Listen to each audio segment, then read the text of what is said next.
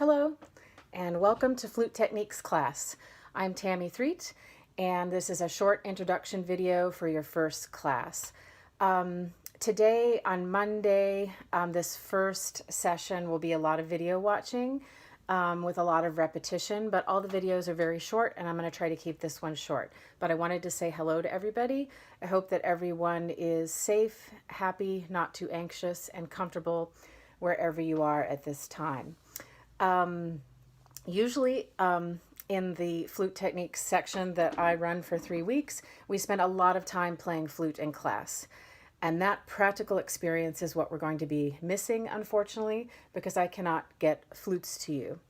But one of the questions I'm going to ask you for this assignment is, do you by chance have access to a flute wherever you are living during this time of social distancing and quarantine? If you happen to have a flute in your home that's not being used by anyone else and can try a session or two, I would be happy to do that online. Perhaps we could do that as a group. I kind of doubt any of you have access to one, but please do let me know if you have a flute and we'll see if we can do something with that. Let's see. Usually we play a lot in class and become a mini beginner flute choir, which is a lot of fun.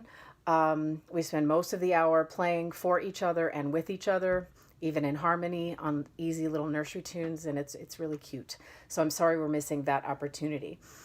So today's video and other material is about the flute family, and you'll notice some repetition. As usually when I teach the class, I include a lot of repetition, which is a way that you can remember and learn things. I generally present some material to you, help you play your flutes, and then at the end of class, I do a review of the important material, and I tell you exactly what you need to study.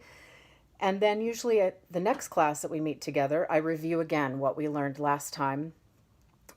So for that reason, I believe that repetition and getting material in different ways helps you learn it. You're going to have videos about the same topic, maybe 2 or 3 videos.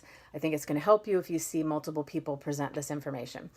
Today is just about the flute family. Let me check my notes, see if there's anything else I wanted to tell you. I think that's about it. So I'm going to show you 3 members of the flute family that I own. And then you're going to watch a few other videos that will give you more information too. So I'm holding the regular concert flute that you guys are familiar with. It's generally called the C flute or the Western concert flute. And I'll just play a short snippet of pentatonic scale.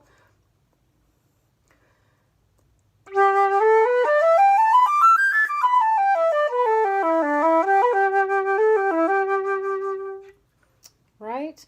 And I have 2 C flutes that are very, very similar, but I'm going to show you one difference. They're basically the same silver flute and have similar specifications, but the foot joint is different on one of them. It is a little bit longer. So this one here that I'm moving up and down has 1 extra key, if you can see that.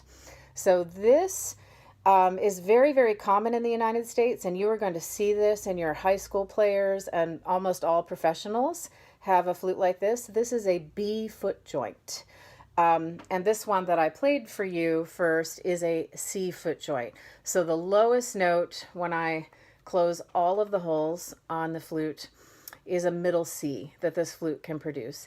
And that's going to be the lowest note on any student flute in a beginner band program. As students progress later to a step-up flute, which has the open holes, students are going to start on a plateau model or a closed hole flute that doesn't have these open holes in the keys. They're all going to look like this.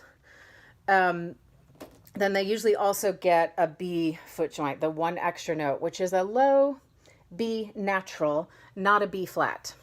So I wanted to show you that. Then I'm going to show you my piccolo. This is my piccolo. This is a grenadilla wood piccolo. I'll just play a little march tune on that.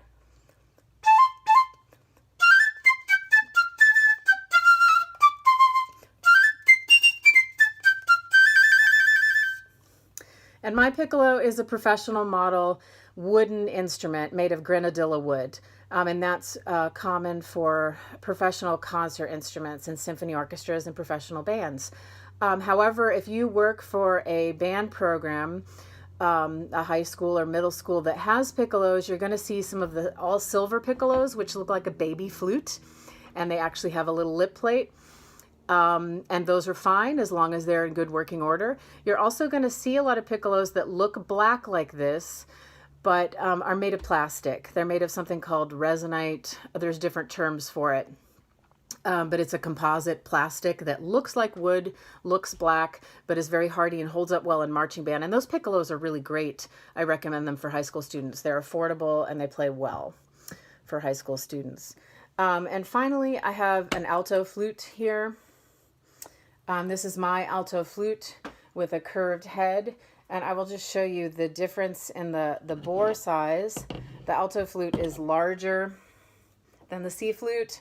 I'll just show you the difference in the size of the bore there. Obviously, it's longer, and I play an alto flute with a curved head joint because I find that more comfortable. So this here is curved. And it means that my hands don't have to reach out as far when I play the alto flute. But you will see alto flutes that do not have this curve and the head joint just extends straight out. Some people think this is a bass flute. I don't own a bass flute, but you'll learn about that in one of the videos. But I find the curved head very comfortable, so that's what I play. But you'll see alto flutes with a curved and a straight head joint. I'll just play a little something to show you the tone quality here.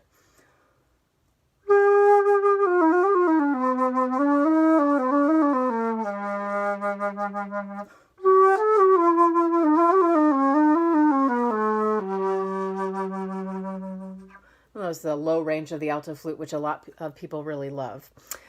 So that is 3 members of the flute family that I have, and are the most common instruments used in bands and orchestras.